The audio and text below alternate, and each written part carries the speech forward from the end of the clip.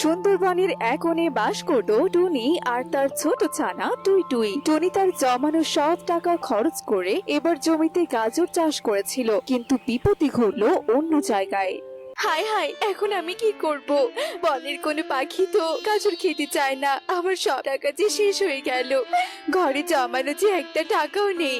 এখন আমি কিভাবে চলবো? কিরে বোকাটুনি, তোকে আগেই বলেছিলাম, শুনিসনি তো আমার কথা? এখন খরগোশের কাছে এই সব গাজর বেচে দে, দেখ নেয় কিনা। বোকাটুনি।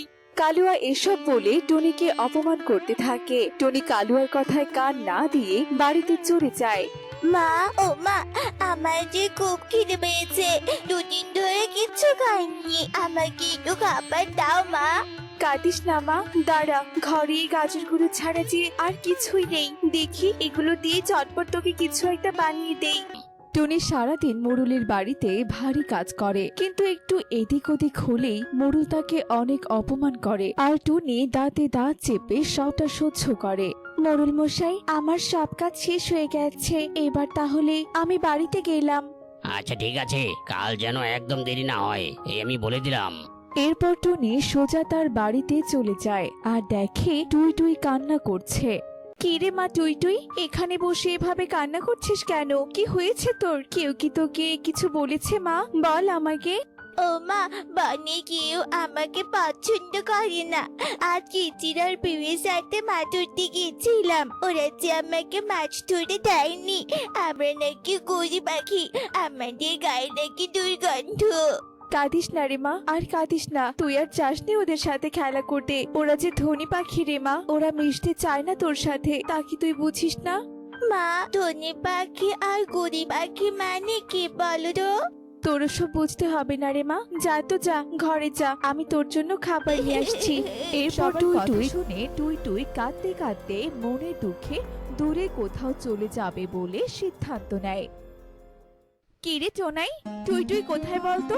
সেই যে গেল, এখনো তো আসার কোনো নামগন্ধ নেই। সে আমি জানি না মা, আমার খিদে পেয়েছে, আমায় কিছু খেতে দাও। আজ শুধু বাড়িতে আসুক, ওর পা ভেঙে ঘরে বসিয়ে রাখবো। খুব উঠতে শিখেছে তাই না?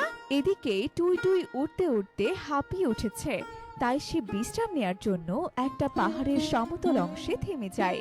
আহ, শরীর যা চলছে না, এখানে একটু বিশ্রাম নেই।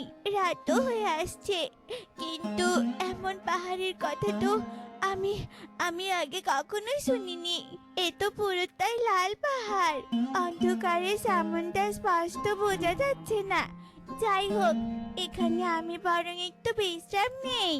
দেখো না, রোজ সকালে সূর্য মামা এসে আমার ঘুমটা কেমন ভাঙিয়ে দেয়, আর রাতে বৃষ্টির মতো চাঁদের আলো পড়ে। আমাদের এই ভাঙা ঘরটা তুমি কবে ঠিক করবে মা? আমার আর ভালো লাগে না। লক্ষ্মী সোনা আমার, আর কটা দিন ধৈর্য ধর মা। ইগল মশাইয়ের বাড়িতে কাজ করে যা পাই তা দিয়ে তো আমাদের পেটে চলে না। সাধ্য হলে ঘরটা ঠিক করে দেব, দেখিস। তুমি রোজই একে কথা বলো, কবে সাধু হবে আমাদের মা? ও মা, বলো না মা, আমার যে ভাঙা ঘরে থাকতে একদম ইচ্ছে করে না। জরাচীর্ণ একটা গাছের ডালে টুনি আর টুই টুইয়ের ঘর। ঘরের চাল একেবারেই ভাঙা। দিনের বেলা সেই ফুটো দিয়ে সূর্যের আলো এসে টুই টুইয়ের চোখে পড়ে, আর রাতে জোছনার আলো। হয়েছে হয়েছে, আর পাকা পাকা কথা বলতে হবে না তোকে। ঘরে খাবার আছে রে মা, খেয়ে নিস, আমি বরং কাজে গেলাম। এরপর টুনি চলে যায় ইগলের বাড়িতে কাজ করতে। ইগল হলো এই সুন্দরবন বনের মোড়ল পাখি। কিরে টনি, আজও তুই দেরি করে কাজে এসেছিস? এমন রোজ রোজ দেরি করলে আমি কিন্তু তোকে কাজ থেকে বের করে দেব। না না মোড়ল মশাই, এমন করবেন না। আজ যে মেয়েটার জন্য আসতে দেরি হয়ে গেল। মেয়েটা যে রোজ বায়না ধরে ঘরটা মেরামত করার জন্য। ওরে বাবা, কথা শোনো। শোন টনি, গরিব পাখি হয়ে খেয়ে পরে বেঁচে আছিস, এটাই অনেক। তোদের আবার কিসের ঘর বাড়ি রে? আদিক্ষেতা দেখে বাঁচি না। যা তো যা, আমার জন্য চা করে নিয়ে আয়। ঠিক আছে মোড়ল মশাই, এক্ষুনি আনছি।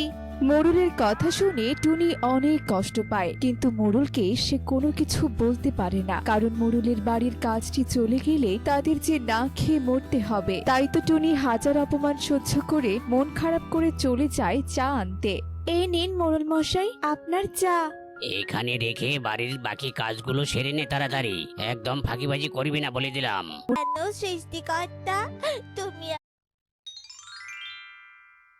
কেন সৃষ্টিকর্তা তুমি আমায় কেন এমন বানালে? আজ আমি এমন কুৎসিত দেখতে বলে আমার কোনো বন্ধু নেই। কেন আমায় এমন বানালে? কেউ আমায় একটু আদর করে না। কিরে তুই তুই, তোকে যে বললাম কাজগুলো করতে, কথা কি তোর কানে যায়নি? মা, আমি কি অত কাজ করতে পারি বলো? আমি এত ছোট্ট একটা পাখি, কিন্তু তবুও তুমি আমায় দিয়ে এত কাজ করাও। অথচ আমার বয়সী সবাই তো বনে খেলছে। আমিও চাই না মা, আমিও ওদের সাথে খেলবো।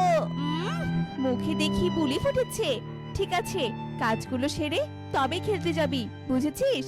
এই বলে টুনি সেখান থেকে চলে যায়। অন্যদিকে টুই টুই চোখের পানি ফেলতে ফেলতে কাজগুলো করতে থাকে। আমাকেও তোমাদের সাথে খেলতে নেবে? আমি দূর থেকে তোমাদের দেখছিলাম, তখন আমারও খুব ইচ্ছে হচ্ছিল তোমাদের সাথে খেলার।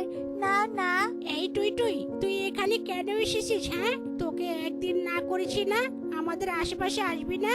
ছি তুই তুই, তোকে একবার বলার পরেও তুই কেন আমাদের আশেপাশে আসিস বলতো? যা, চলে যা এখান থেকে। এভাবে কেন বলছো তোমরা? আমি তো শুধু খেলতে চেয়েছি তোমাদের সাথে। নাও না, আমাকে একটু খেলতে। কালো ভূত কোথাকার, আমার মা বলেছে আমি যেন এর সাথে কখনোই না মিশি। তুই তুই, তোর কি কথা কানে যায় না? তুই কেন যাচ্ছিস না এখান থেকে? চলে যা। আজ শুধু বাড়ি যাই, এরপর মায়ের কাছে তোর নামে নালিশ করব, তখন দেখবি কেমন লাগে। একে ভাই, তুইও নিজের ভাই হয়েও কেউ এমন আচরণ করে? এবারে কেউ আমায় আদর করে না। এর থেকে ভালো আমি সবার দিকে দূরে চলে যাব। ইস রে, প্রজাপতিটা কিভাবে আটকে গেছে। তোরা খেল, আমি ওকে ছাড়িয়ে দিয়ে আসছি। তুই যদি খেলা ছেড়ে যাস তবে কিন্তু তোকে আর খেলাই নিব না, এই বলে দিলাম। না নিলে নাই, খেলার জন্য আমি একটা প্রজাপতির প্রাণ হারানো দেখতে পারি না। এই বলে টুই টুই চলে যায় প্রজাপতিটাকে বাঁচাতে। টুনি, কিছু জমানো টাকা ছিল না, সেই টাকাগুলো দাও তো আমায়। কিন্তু কেন টোনা, সেই টাকা দিয়ে তুমি আবার কি করবে বলো তো? ভাবছি এভাবে তো চলবে না, কটা হাঁসের ছানা কিনবো, এরপর তা বড় হয়ে ডিম দেবে এবং সেই ডিম বিক্রি করে সংসার বেশ ভালোভাবে চলবে। অন্তত 3 বেলা পেট ভরে খেতে পারবো, এখন তো না খেয়ে থাকতে হচ্ছে টুনি। 3 বেলা পেট পুরে খেতে পারলেই হবে গো, মেয়েটাও যে বড় হচ্ছে, এখন ওর ভালো মন্দ খাওয়ার সময়। আমরা তো ওকে ঠিক মতো ভালো খাবার দাবার খাওয়াতে পারি না বলো। এখন তো এতটুকুতে খুশি থাকবে বলছো, কিন্তু তখন তো লোভে পড়ে যাবে, এটা চাই ওটা চাই, এটা এনে দাও ওটা এনে দাও। না গো, এমনটা আমি করব না। তুমি হাঁসের ছানা নিয়ে এসো গিয়ে। টোনা টাকা নিয়ে হাঁসের ছানা কেনার জন্য বাজারে চলে যায়। আরে আরে টোনা দাদা, এই হাঁসের ছানা নিয়ে কোথায় যাচ্ছ? নিজের জন্যই কিনেছি কালুয়া দাদা, ভাবছি এবার হাঁসের ছানাগুলো লালন পালন করে বড় করব, এরপর যা ডিম দিবে তা বিক্রি করলে সংসার ভালোই চলবে। আরে বাহ, এত সুন্দর সুন্দর হাঁসের ছানা। আমি চলি কালুয়া দাদা, বাড়িতে ফিরে অনেক কাজ আছে আমার। হাঁসের ছানা নিয়ে যাও, বাড়ি যাও, বাকিটা আমি দেখে নিচ্ছি। বাবা, ও বাবা, তুমি হাঁসের ছানা নিয়ে এসেছো? কই দেখি দেখি। হ্যাঁ রে মা, এসেছি। তুই বুঝি হাঁসের ছানার জন্য অপেক্ষা করছিলি? সে আর বলো না, যখন থেকে শুনেছে তুমি হাঁসের ছানা আনতে গিয়েছো তখন থেকে ও এভাবে অপেক্ষা করছে। পাগলি মেয়ে একটা। পাগলি মেয়ে আমার, চল এখন আমরা হাঁসের জন্য ঘর বানাবো। হ্যাঁ বাবা, চলো, এই মিষ্টি দেখতে হাঁসের ছানাগুলোর নতুন ঘর হবে। সবাই মিলে হাঁসের ছানার জন্য ঘর বানাতে শুরু করে। ওগো, আমায় এবার একটা ভালো গয়না বানিয়ে দেবে গো?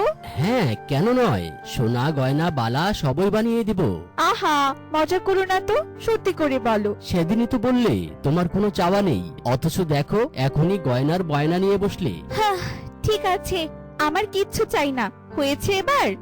গাছে কাঁঠাল গোপে তেল, চত্ব সব। ওনার কপাল তো দেখছি এক রাতেই খুলে যাবে। এত সুন্দর হাঁসের ছানাগুলো তো বড় হলে ডিম বিক্রি করে ধনী হয়ে যাবে টোনা। না, এটা হতে দেওয়া যাবে না। হাঁসের ছানাগুলো আমাকে হাতিয়ে নিতেই হবে।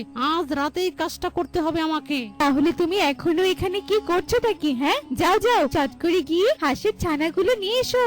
আরে সুন্দরী, এত অধৈর্য হইও না তো। যাচ্ছি, আমি যাচ্ছি।